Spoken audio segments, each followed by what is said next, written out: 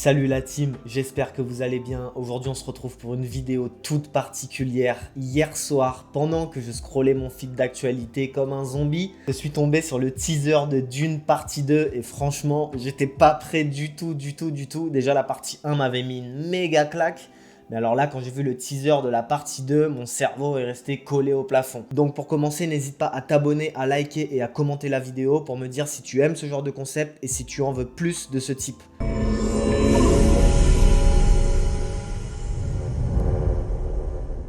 Donc pour resituer un petit peu, Dune partie 1 c'est sorti le 15 septembre 2021 et ça a été une des plus grosses claques cinématographiques que j'ai pris je crois dans toute ma vie. Le réalisateur de ce film c'est ce bon vieux Denis Villeneuve qui est un réalisateur canadien qui a aussi réalisé Blade Runner 2049, Premier Contact, Sicario. Ce qui ressort de tous ces films, c'est que le style cinématographique de Denis Villeneuve, c'est immersif et narratif. Il utilise de manière hyper habile les lumières et la couleur, c'est imparable, surtout dans Dune. Et il apporte une grande attention aux détails et à la texture qui va ressortir de ses productions. Pour la plupart des films, c'est des films sombres et introspectifs qui abordent des sujets complexes comme la mémoire, la violence et la nature humaine. Ce qui est le plus frappant dans la cinématographie de Denis Villeneuve, c'est son utilisation de la lumière et de la couleur.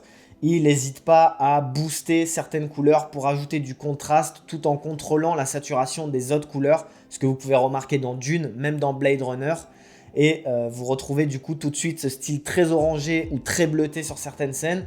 Et c'est ce qui est très marquant dans son style cinématographique. Donc ce qu'on retient de Denis Villeneuve, c'est qu'il a une approche très particulière de sa cinématographie et que ses productions sont très marquées par les couleurs et la narration. Trêve de bavardage, passons au vif du sujet et passons au trailer de la part 2 de Dune. Allez, c'est parti.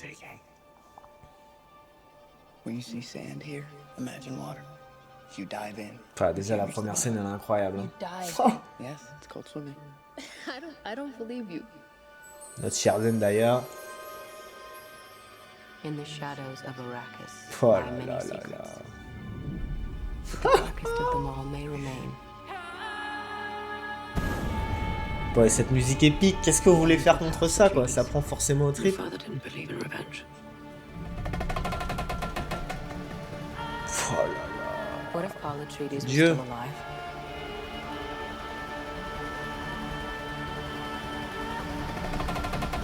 Cette colorimétrie, mon dieu, mais arrêtez-moi, quoi. Oh là là. Cette couleur, quoi. Où est Raphaël Nadal? Have you ever had a dream Wow. about your first ride? Ah, ça appelle le ver, là, le ver géant. Qu'est-ce qu'il va faire, ce fou?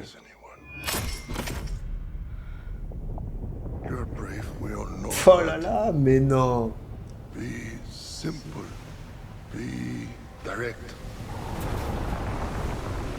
Ah ouais, mais là, c'est... Là, ça passe à un autre niveau, hein. Je tiens à le dire. Timothée, tu as une belle paire de burnas, hein, franchement. Nothing fancy. I understand. Nothing fancy, hein.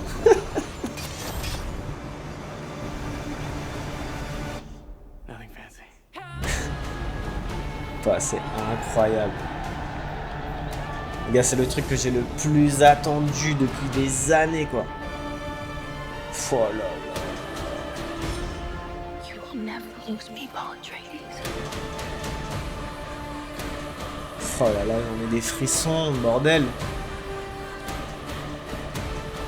We gave them something to hope for. May thy knife chip and shatter. Oh, les gars, c'est épique, ça. C'est épique, punaise, c'est épique.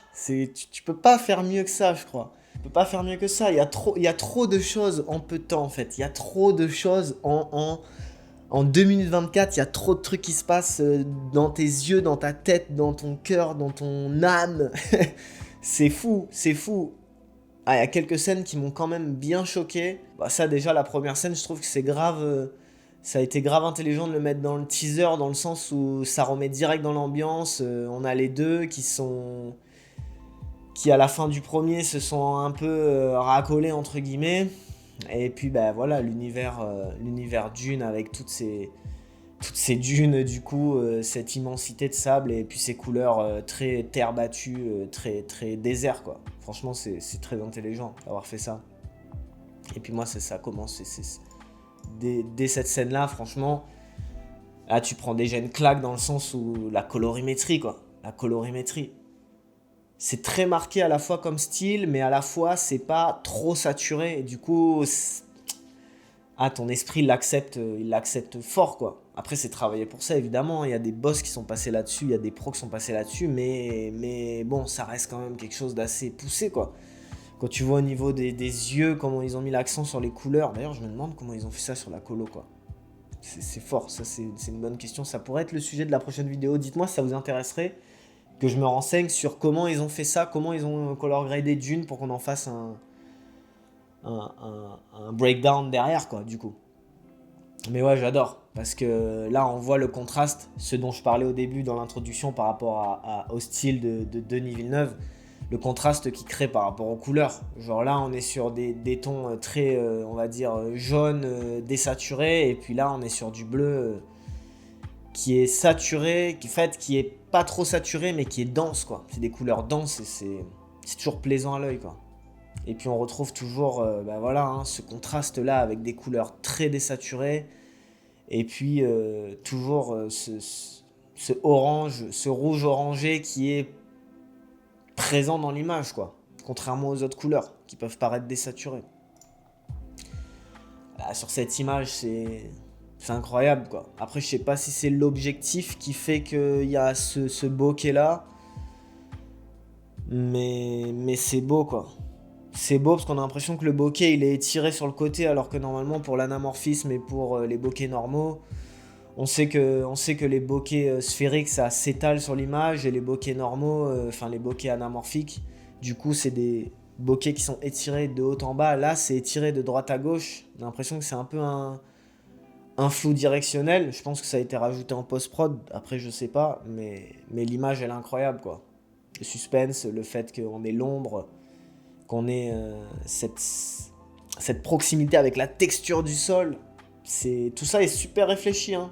On n'a pas l'impression, mais c'est super réfléchi. Puis voilà, hein. C'est incroyable, quoi. Les gars, ils ont fait des choix colorimétriques qui seraient pas acceptés de tous, quoi. Et pourtant c'est une masterclass, hein. Quand on passe d'un plan comme ça à un plan comme ça, franchement, c'est incroyable. Putain, regardez-moi ça, quoi. Regardez-moi ça, quoi. Oh là là là. C'est incroyable, hein. Franchement, cinématographiquement parlant. Là, on remarque toute la texture de la peau sans pour autant que ce soit trop agressif. On a vraiment des beaux détails. Bon, après, ça va être la caméra et la colorimétrie qui vont faire ça, surtout. C'est magnifique. C'est magnifique. Ah, ça m'a fait tout drôle quand j'ai vu ça hier soir. J'étais pas prêt, hein. J'étais pas prêt. Les émotions que j'ai ressenties, ça vous paraît fou peut-être ce que je dis, mais j'ai ressenti de grandes émotions en voyant ça parce que c'est ma passion et de voir des choses comme ça, c'est... Waouh, c'est incroyable, c'est incroyable. Ce genre d'image, quoi. Incroyable, quoi. Tout est à sa place. Pourtant, la colorimétrie, elle est poussée, elle est vraiment dans un style particulier, mais tout est à sa place. La skin tone est à sa place. Les yeux, même s'ils sont bleus, ils sont propres. Tu vois, il n'y a rien de naturel dans le fait que le blanc de l'œil soit bleu, mais... Déjà, c'est l'ambiance et l'univers qui est injecté, et puis c'est cette race d'humains, entre guillemets, qui a les yeux comme ça, mais du coup, tout paraît hyper naturel, quoi, malgré le fait que ce soit poussé.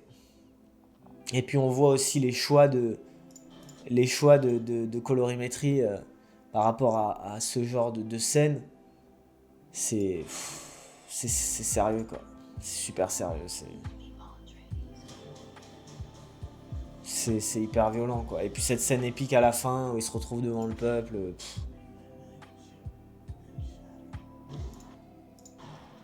Ah ouais, c'est... Qu'est-ce que tu veux faire contre ça? C'est pas possible. C'est impossible de faire quelque chose quand tu tombes face à des trucs comme ça. Et c'est là où je me dis, punaise, j'ai des gros progrès à faire si je veux un jour espérer atteindre ce genre de choses. On est dans l'espérance, mais il faut, hein. Voilà, je crois en moi. Cette seconde partie sortira en novembre et je sais pas si vous avez hâte, mais moi j'ai hyper hâte parce que ça va être une dinguerie. Et voilà, hein, franchement, rien de plus à dire à part que c'est incroyable. Pour ceux qui ont vu le teaser de leurs propres yeux, c'est incroyable. Et pour ceux qui aiment cet univers cinématographique et qui aiment ce que peut faire Denis Villeneuve, bah là je pense qu'on va être servi de ouf. Parce que moi en tout cas personnellement quand j'ai vu la partie 1 je suis grave resté sur ma faim. Et là le fait qu'ils annoncent le teaser assez rapidement et que ça sort en novembre, voilà, là je vais être comme un fou. Voilà, c'est tout pour moi et pour le react de la partie 2 du trailer de Dune. Si cette vidéo vous a diverti, n'hésitez pas à vous abonner, à liker et à la commenter pour me dire si ça vous a plu et si vous voulez d'autres concepts de ce type. Sur ce, je vous souhaite une très bonne journée la team et on se retrouve la semaine prochaine pour une nouvelle vidéo.